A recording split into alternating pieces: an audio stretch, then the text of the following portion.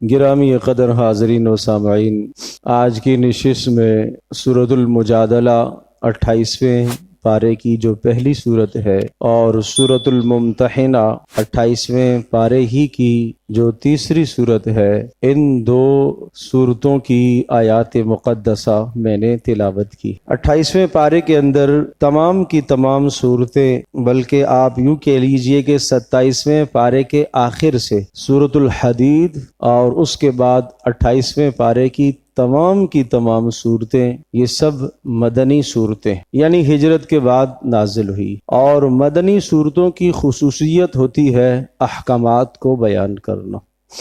چنانچہ سورۃ المجادلہ جو 28ویں پارے کی پہلی صورت ہے، اس سورہ مبارکہ میں دو قسم کے احکام ذکر ہیں۔ نمبر 1، مسلمانوں کی معاشرتی زندگی سے متعلقہ اہم اصول، احکام اور قوانین بیان کیے گئے، اور نمبر 2، اسلامی معاشرے میں کچھ ایسے لوگ بھی ہوں گے جو ظاہر میں اپنے آپ کو مسلمان کہیں گے لیکن اندر کفر اور نفاق چھپائے ہوئے ہوں گے۔ ایسوں کے ساتھ کیا رویہ اختیار کرنا چاہیے؟ گویا کہ پوری کی پوری صورت کا مضمون معاشرتی مسائل ہی ہیں۔ ان معاشرتی مسائل میں سے ایک اہم مسئلہ جو سورۃ المجادلہ کی آخری آیت بینہ میں ذکر فرمایا، مجھے اس وقت کی نشست میں اس اہم مسئلے کی طرف اشارہ کرنا ہے۔ اور نمبر 2، جو سورۃ الممتحنہ کی آیات مقدسہ میں سے 2 آیات بینات میں نے تلاوت کی ہیں، تو ان 2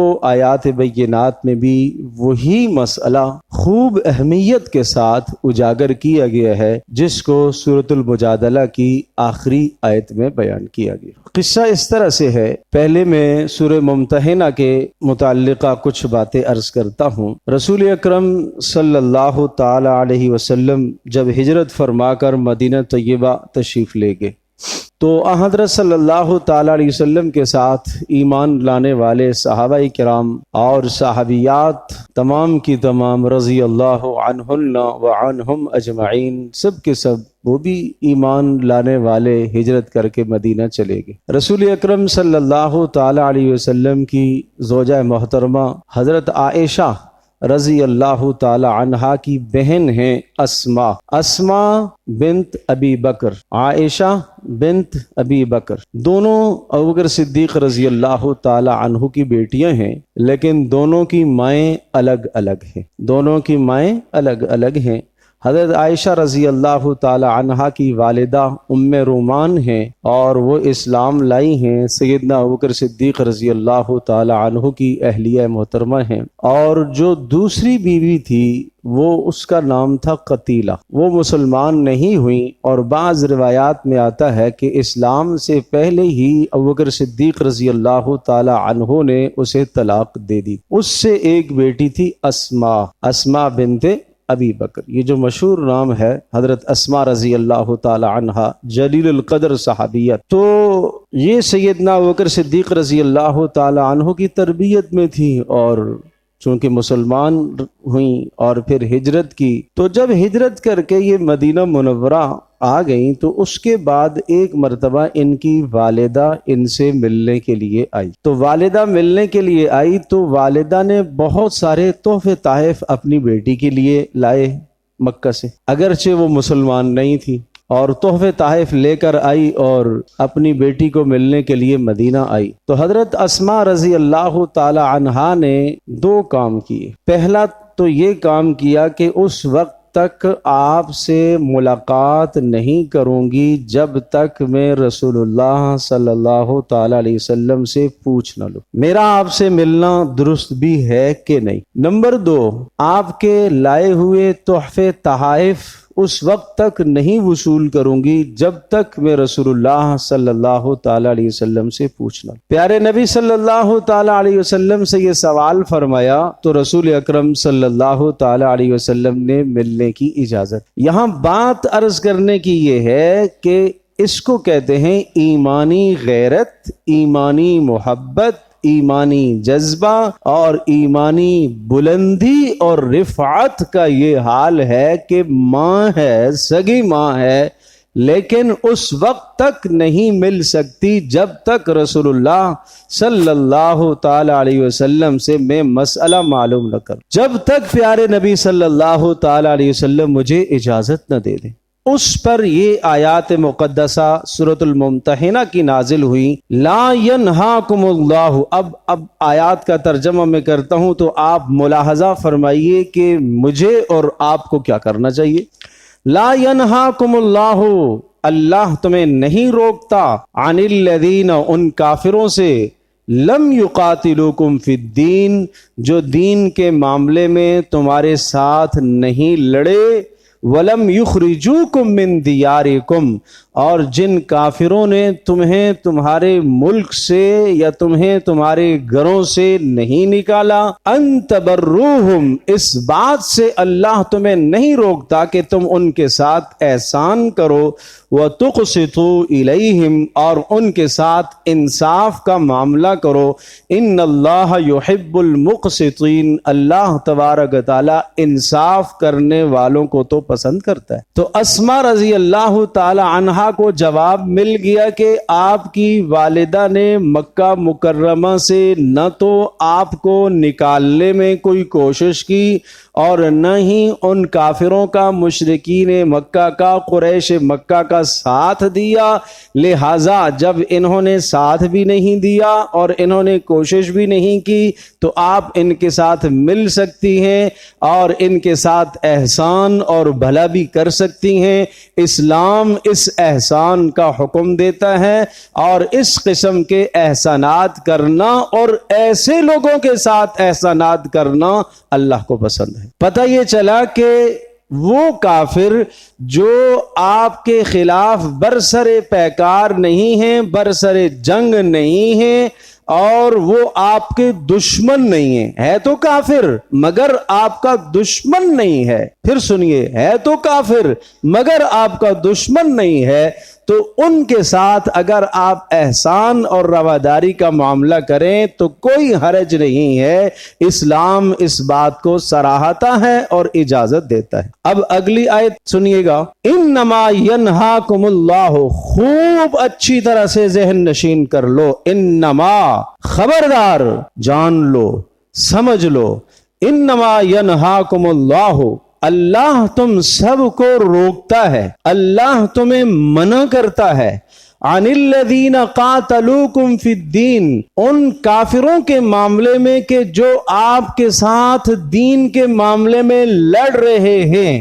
آپ کے ساتھ سے مراد یہ نہیں ہے کہ ہمارے ملک پاکستان یا ملک پاکستان کے اندر شہر کراچی کے اندر کافر کوئی ایسے ہیں جو تمہارے خلاف لڑ رہے ہوں، نہیں، مراد اس سے یہ ہے قاتلوکم، تم پوری کی پوری امت مسلمہ ایک جسم کی طرح ہو، ایک جسد واحد کی طرح ہو، اگر وہ تمہارے ساتھ یعنی مسلمانوں کے ساتھ کسی بھی خطے میں کسی بھی جگہ میں لڑ رہے ہوں، وَأَخْرَجُوكُم مِّن دِيَارِكُمْ، اور ان کافروں نے تمہیں یا تمہارے مسلمان بھائیوں کو اپنے گھروں سے نکالا ہو، وَظَاهَرُوا عَلَىٰ إِخْرَاجِكُمْ، تیسری صورت یہ ہے کہ انہوں نے تمہارے نکالنے پر دوسروں کی مدد کی ہے۔ نمبر ایک، ایسے کافر جو آپ کے ساتھ برسر پیکار ہوں، جنگ لڑ رہے ہوں۔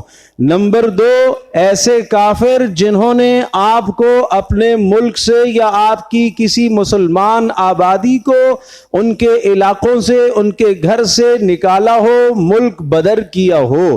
اور نمبر تین، اگر یہ دونوں چیزیں نہیں کی ہیں مگر نکالنے والوں کا، لڑنے والوں کا ساتھ دیا۔ دیا، لڑنے والوں کا نکالنے والوں کا ساتھ دیا۔ مسلمان قوم کے ساتھ جو کافر لڑ رہے تھے ان کا ساتھ دیا، انہوں نے مالی ساتھ دیا، عسکری ساتھ دیا، نظریاتی ساتھ دیا، کسی بھی قسم کا ساتھ دیا۔ تو اے مسلمانوں، ان تینوں قسم کے کافروں کے ساتھ تمہیں اجازت نہیں ہے ان تولوہم، کہ تم اپنے رابطے ان کے ساتھ بڑھاؤ۔ ان تینوں قسم کے کافروں کے ساتھ تمہیں رابطے بڑھانے کی اجازت نہیں ہے، نہ تو نظریاتی رابطے تمہارے بڑھیں، نہ تمہارے عسکری رابطے بڑھیں، نہ تم ان کی معیشت کو فائدہ پہنچاؤ، کسی قسم کا نفع پہنچانا تمہارے لیے ایسے کافروں کو جائز نہیں ہے۔ ایسے کافروں کو کسی قسم کا نفع پہنچانا تمہارے لیے جائز نہیں ہے۔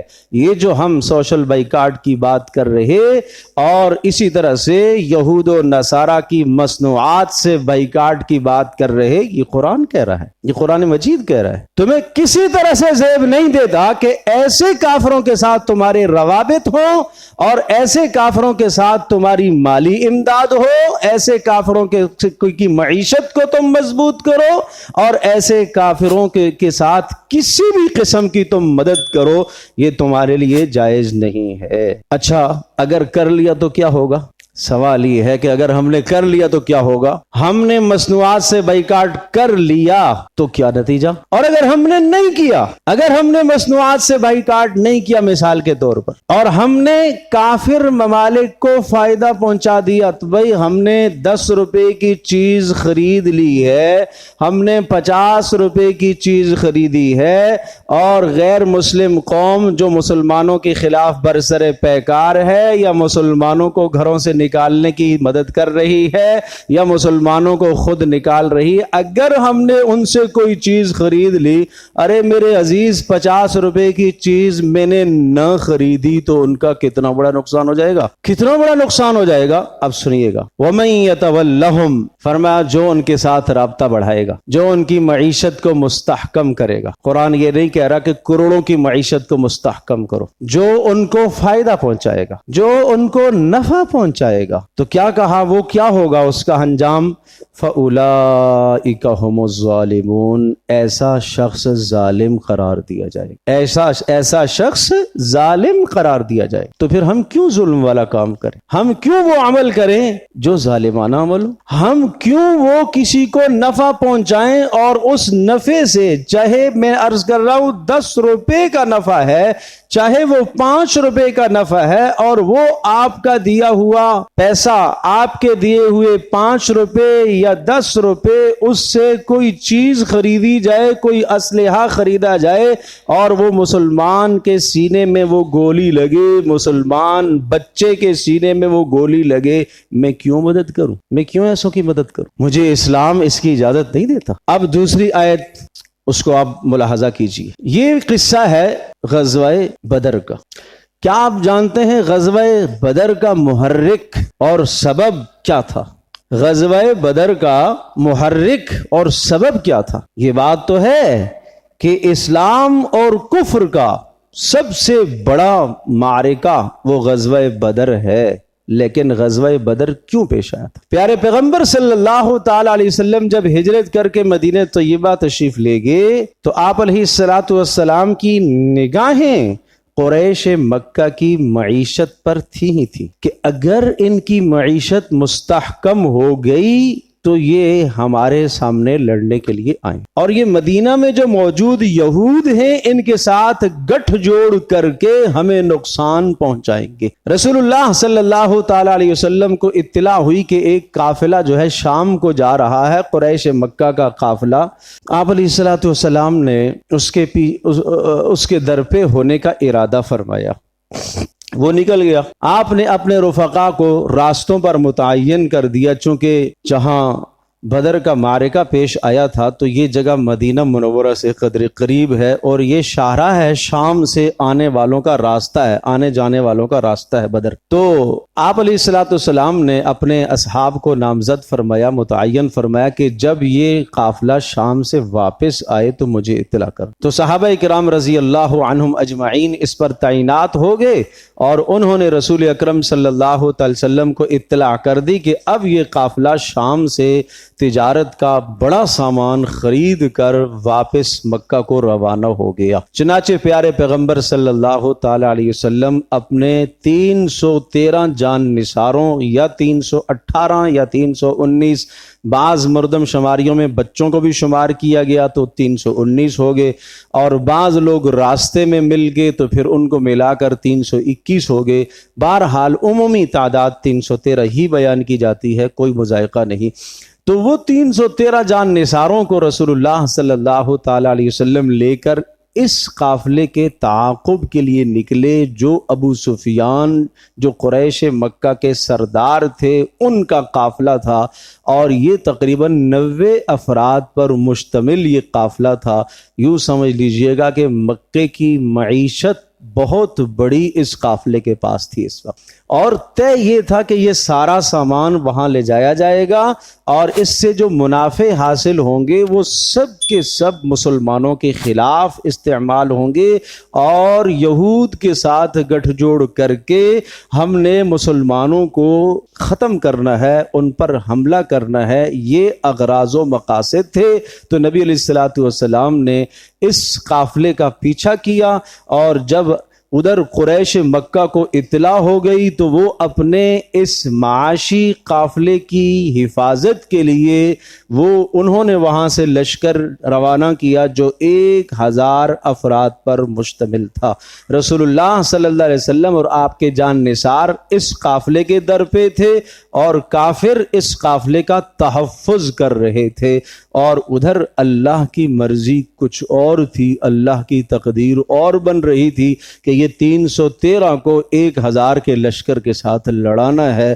اللہ کی منشا یہ ہو رہی تھی، اللہ کا فیصلہ یہ ہو رہا تھا۔ صاف صاف سورۃ الانفال میں اس موضوع کو ذکر فرمایا کہ وَإِذْ يَعِدُكُمُ اللَّهُ إِحْدَى الطَّائِفَتَيْنِ أَنَّهَا لَكُمْ، اللہ نے تم سے یہ عہد کیا تھا کہ ان دونوں گروہوں میں سے ایک کے ساتھ آپ کی مڈ بھیڑ ہوگی، یا تو وہ تجارتی قافلے کے ساتھ اور یا مکہ سے آنے والے لشکر کے ساتھ، اور تمہارے دل میں یہ خیال تھا کہ اس تجارتی قافلے کے ساتھ ہماری لڑائی ہو جائے تو اس میں چونکہ ہم زیادہ بھی ہیں وہ تھوڑے بھی ہیں، مال و منافع حاصل ہو جائیں گے، لیکن اللہ یہ چاہتا تھا کہ تمہاری لڑائی اس لشکر کے ساتھ ہو جو مکہ مکرمہ سے اسلحہ سے لیس ہو کر آیا ہے، اور اللہ پاک آج دکھانا چاہتا ہے لِيُحِقَّ الْحَقَّ وَيُبْطِلَ الْبَاطِلَ وَلَوْ کرہ المجرمون، آج اللہ دکھانا چاہ رہا ہے کہ اللہ اپنی مدد کے ذریعے سے 313 نہتوں کی اللہ کیسی مدد کرتا ہے، اور اللہ پاک کی جب مدد آتی ہے تو سارے کے سارے کفار مکہ، قریش مکہ کی جتنی بڑی قیادت تھی ساری کی ساری قیادت وہ بدر کے موقع پر ماری گئی۔ آپ نے فرمایا آج کے بعد قریش مکہ کی کمر ٹوٹ گئی ہے، اب یہ دوبارہ اٹھنے کے قابل نہیں ہے۔ ہر ممکن انہوں نے کوشش کی، اگلے سال احد کا معرکہ آیا، پھر احزاب پیش آیا، اور اسی طرح سے چھوٹے چھوٹے معرکے ہوتے رہے۔ بہرحال قصہ خلاصہ یہ ہوا کہ سب سے بڑی جو شکست فاش اللہ تبارک و تعالی نے قریش مکہ کو دی ہے وہ غزوہ بدر کے موقع پر دی ہے۔ عرض یہ کر رہا تھا کہ رسول اللہ صلی اللہ تعالی علیہ وسلم کے نکلنے کی غرض کیا تھی؟ ان کی معیشت کو تباہ کرنا تھا۔ تو یہ دلیل ہے اس بات کی کہ بھائی کفار کی، اور وہ کفار جو آپ کے خلاف برسر پیکار ہیں، ان کی معیشت کو کسی طرح سے مضبوط نہ کیا جائے اور نہ انہیں مضبوط ہونے دیا جائے۔ یہ کبھی مت سوچا کرو کہ میرے ایک چیز کے خرید لینے سے یا نہ خریدنے سے بھلا ان کا کیا بگڑے گا اور میرے خرید لینے سے ان کا کیا فائدہ ہوگا۔ میں نے عرض کیا کہ ایمانی غیرت کا جذبہ ہے، یہ ایمانی غیرت ہے۔ پھر یہاں پر یہ بات بھی ذہن نشین فرما لیجئے، جو بات یہ عرض کر رہا تھا، اب آیت کا ترجمہ میں سنانے سے پہلے میں ایک واقعہ ذکر کرتا ہوں، پھر آپ کو اندازہ ہو جائے گا ایمانی غیرت کس چیز کا نام ہے۔ بدر کا معرکہ جب قائم ہوا تو اب بدر کے معرکے میں ایک طرف مسلمان ہیں 313 اور سامنے کفار کا لشکر ہے، اور وہ افراد جو ہے 1000 پر مشتمل یا 950 افراد ہیں، بہرحال ایک لشکر جرار ہے۔ آمنا سامنا جب ہوا تو رشتہ داریاں تو تھی، قرابت داریاں تو تھی ہی تھیں۔ ابو عبیدہ بن جراح رضی اللہ تعالی عنہ جو ایک صحابی ہیں 10 مبشرہ میں جن کا شمار ہوتا ہے، تو جنگ کے دوران چونکہ اس وقت جنگ دو بدو آمنے سامنے تلواروں سے لڑی جاتی تھی، تو ان کی تلوار کی زد میں اپنے باپ جراح آگے جو کافروں کی طرف سے لڑنے کے لیے آئے ہوئے تھے، تو انہوں نے اپنے باپ کا سر قلم کر دیا۔ کس نے؟ ابو عبیدہ۔ کس نے بھائی؟ ابو عبیدہ بن جراح۔ جراح باپ کا نام تھا، تو جراح کو انہوں نے قتل کر دیا۔ لوگوں نے بات کرنا شروع کر دی کہ ابو عبیدہ نے اپنے باپ کو مار دیا ہے۔ اچھا، ادھر جو ہے اور بھی واقعات پیش آئے۔ حضرت عمر رضی اللہ تعالی عنہ کی تلوار کی زد میں ان کے ماموں آئے، ختم کر۔ اسی طرح سے حضرت علی رضی اللہ تعالی عنہ اور حضرت حمزہ رضی اللہ تعالی عنہ اور حضرت عبیدہ بن الحارث رضی اللہ تعالی عنہم اجمعین، یہ جلیل القدر رسول اللہ صلی اللہ علیہ وسلم کے سپاہی تھے، ان کی زد میں اپنے اقربا اعزا آئے، انہوں نے قتل کر دیا۔ حتبہ، شیبہ، ولید بن ربیعہ، قتل کر دیا ان کو۔ اس پر یہ آیت نازل ہوئی ہے کہ ان کو قتل کیا؟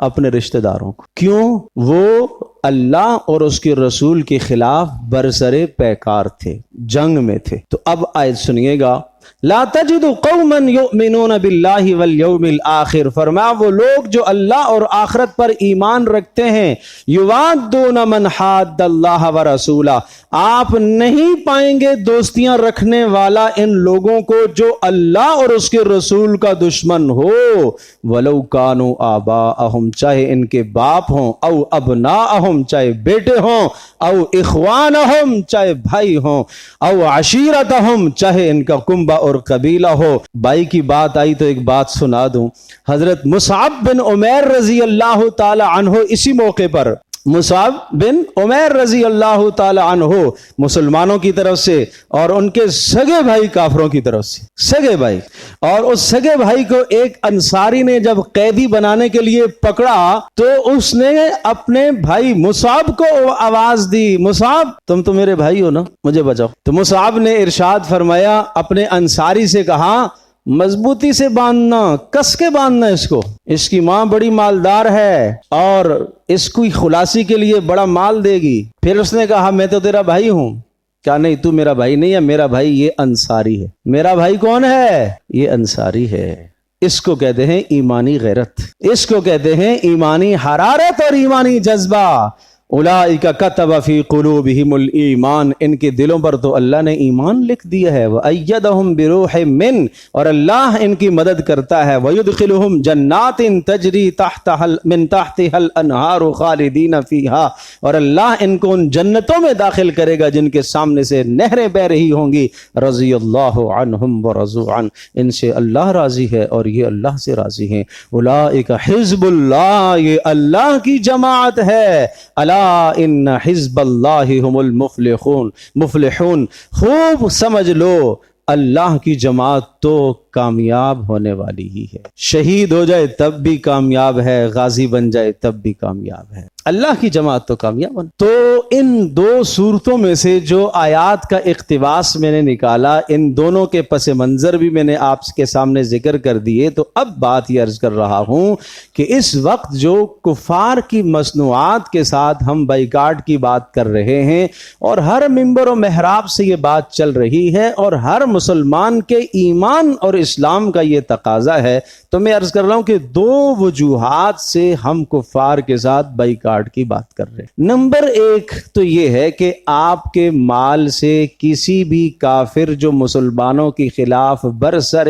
پیکار ہے، 3 قسم کے بتا دیے نا، براہ راست جنگ لڑ رہا ہے یا جناب نکالا ہے یا ان کے ساتھ مدد کر رہا ہے نا، بھائی بولو کیا کر رہا ہے؟ مدد کر رہا ہے، ٹھیک ہے نا۔ تو وہ کفر جو ان کافروں کے ساتھ مدد کر رہا ہے، اسرائیل کے ساتھ مدد کر رہا ہے اس وقت، ان کی مصنوعات سے بھی بائیکاٹ کرنا ہمارے ایمان اور ہماری غیرت کا تقاضا، کہ ہمارے مال سے ان کو نفع نہیں پہنچنا چاہیے۔ اس لیے ہم بات کر رہے ہیں کہ ہمارے مال سے ان کو ایک رتی برابر نفع نہیں پہنچنا چاہیے، اس لیے کہ اسی مال سے ان کا اسلحہ خریدا جائے گا اور وہ مسلمانوں کے خلاف استعمال ہوگا۔ جو دوسری وجہ عرض کرتا ہوں وہ یہ ہے کہ اگر ہم ان کی مصنوعات کو چھوڑ کر مسلمانوں کی مصنوعات کو خریدیں گے تو نتیجہ کیا نکلے گا؟ مسلمانوں کی معیشت مستحکم ہوگی نا۔ تو ہمیں تو اپنے بھائیوں کی معیشت کو مستحکم کرنا چاہیے۔ یہ تو میں پہلے بھی ایک مثال عرض کر چکا ہوں کہ ایک آدمی اپنے گھر سے نکلتا ہے اور اس نے 50,000 کا مال لینا ہے مثال کے طور پر، سامنے اس کے 2 دکانیں آ رہی ہیں اور ہیں تو دونوں مسلمان ہی ہیں لیکن ایک کے ساتھ بنتی نہیں ہے، اور یوں سمجھیے کہ جناب اس نے اس کے باپ کو گالیاں دی تھی تو آدمی اس سے خریدنا نہیں چاہے گا کہ یہ میرے باپ کا دشمن ہے، اس نے میرے بھائی کو گالیاں دی تھی، یہ میرے بھائی کا دشمن ہے، اگرچہ وہ مسلمان ہے لیکن آدمی اس سے خریدنا گوارا نہیں کرتا۔ کیوں؟ اس کو مالی نفع نہیں پہنچانا چاہتا۔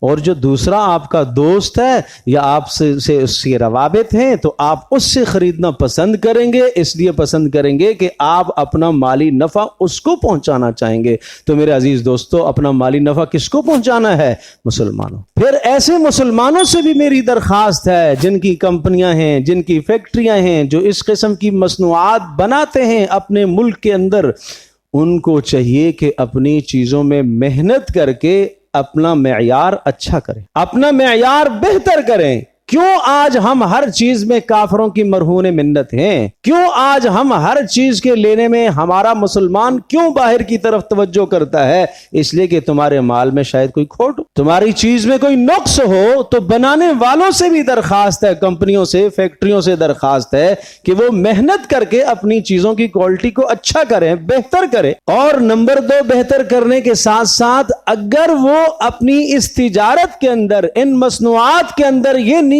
کریں کہ زیادہ سے زیادہ ہمارے مسلمان بھائی تاکہ خریدیں اور ہمارے مسلمان بھائیوں کو اس سے نفع پہنچے، وہ کافروں سے اشیاء نہ خریدیں، اگر یہ نیت کرتے ہیں، اس نیت سے کوئی شخص فیکٹری لگاتا ہے اور اس نیت سے کوئی شخص کمپنی کھولتا ہے تو یقیناً اللہ کے ہاں اس کو اجر ملے گا، اس کو تجارت کے ساتھ اجر بھی ملے گا۔ تو بھائی یہ ہے بات، ان لوگوں سے بھی درخواست ہے اور آپ سے بھی درخواست ہے کہ اس کا خیال رکھیں۔